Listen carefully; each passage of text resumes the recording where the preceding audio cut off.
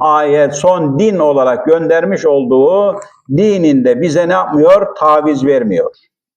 İşte okumuş olduğumuz ayet-i kerimede de Estağfirullah Maide suresinde ne buyuruyor? Hepiniz de biliyorsunuz.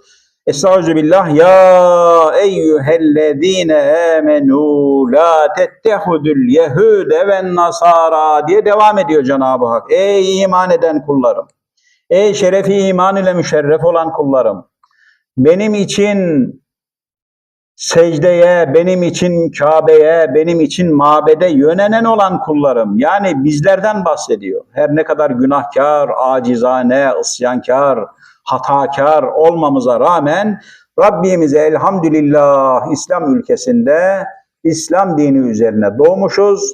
İslam adı altında yaşamaya çalışıyoruz ama hareketlerimizi de ona göre yapmamız icap ediyor.